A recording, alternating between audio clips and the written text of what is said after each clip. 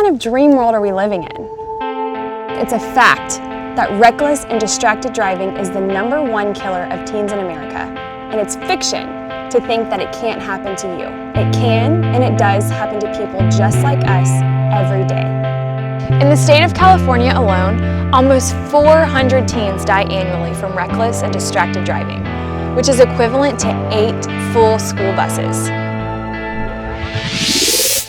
Look, driving is an incredible opportunity, but the privilege of driving comes with serious responsibility.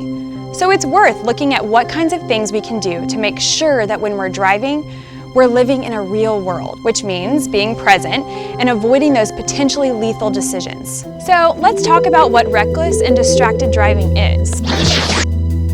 This may seem like an innocent thing, but it's not. Many crashes happen when a person takes just one of their hands off the wheel to simply reach for an object in their car. Don't do it.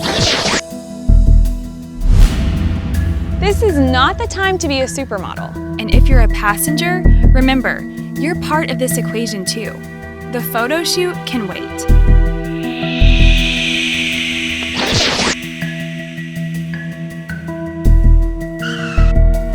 What are you thinking?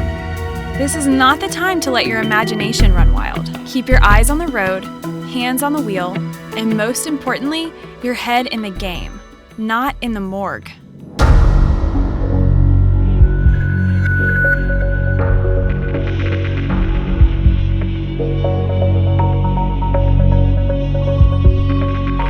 Learning new driver safety habits and ditching old ones takes a minute to sink in. But it also only takes a second to make one lethally wrong move that could wreck your life or someone else's. It just isn't worth it. So, why do we risk it? I drive distracted because G-Eazy right here always raps next to me. That's about it. I got a beautiful voice, so.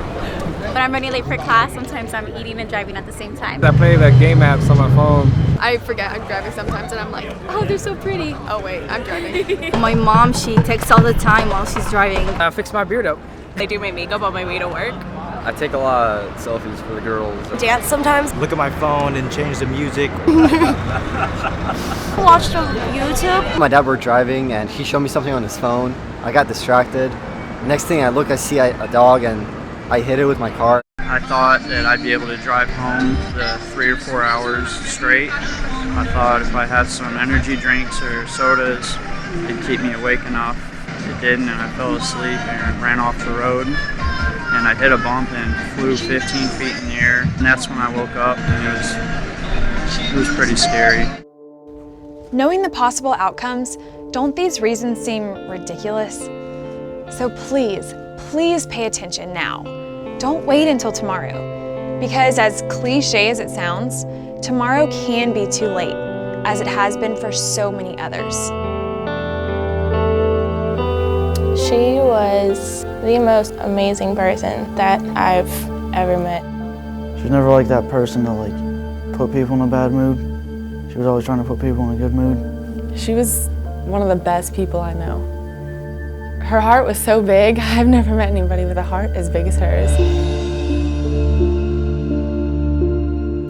We had talked about going to the Pumpkin Festival and I told her that I wanted to go. And she was like, yeah, I want to go too. She runs down the steps, she's got her bag and she's like, okay, I'm going to Vicky's house, love you, see you tomorrow. And I said, okay, not knowing that was going to be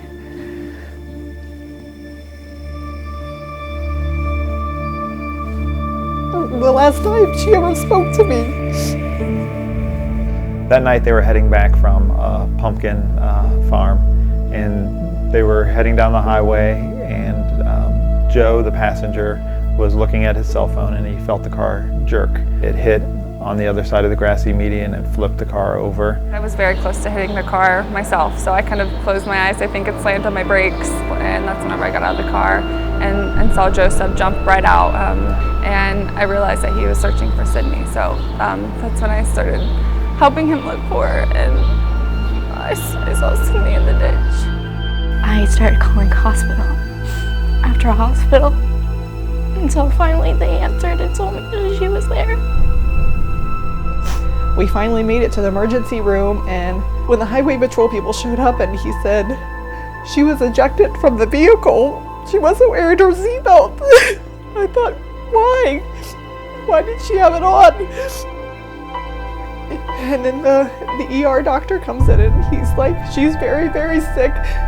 She hit her head and we're gonna try to take the swelling down, but where she was hit, it's very unlikely that we're gonna be able to do anything for her.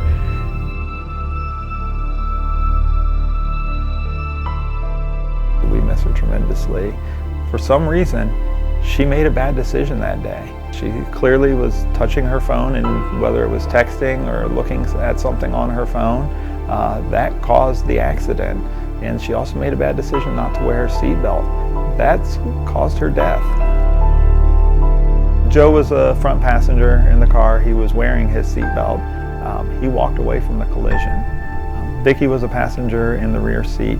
She had the lap belt on, but she had the shoulder belt behind her back. I broke my arm, I broke my neck, and I broke my back. For the longest time, I blamed that whole thing on myself. Like, I could have stopped that if I was not on my phone texting my mom.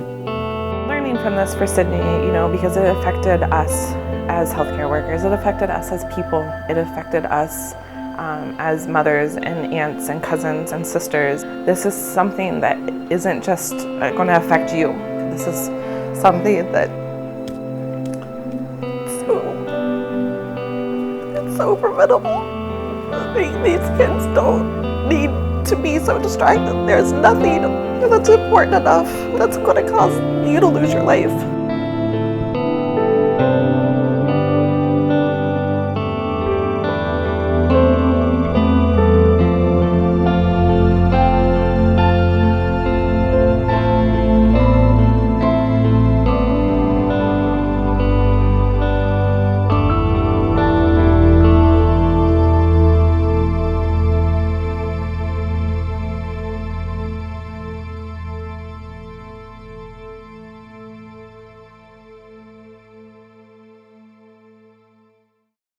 That was just one of hundreds of thousands of true stories about people whose lives have been irreversibly affected by distracted driving. Hard to hear, right?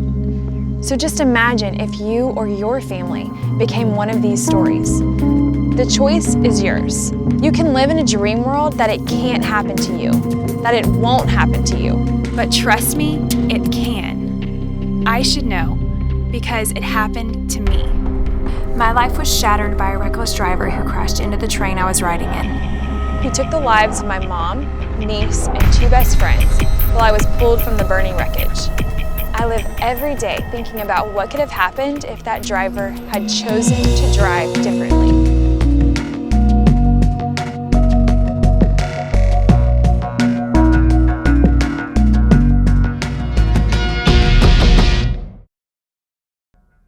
So please, wake up. You have the power to stop this. And truly, it's as simple as making the right decisions when you're driving, or even riding as a passenger in the car. Remember, the driving world is a real world out there. We don't usually get a second chance to make a right decision behind the wheel. So don't make a crucial mistake in that split-second moment when you think that it's no big deal and that it won't happen to you. The good news is that it doesn't matter what you did yesterday. But it does matter what each of us chooses to do when we walk out the door today. So let's review some of the key things we can do to stop the #1 killer of teens in America. Number 1, buckle up properly. Number 2, speak up when you feel unsafe as the driver or the passenger. Number 3, follow traffic laws. Number 4, put all distractions away before you start driving. And number 5, most importantly, make good decisions in the car, every ride. It's about all of us living in the real world and not a dream world.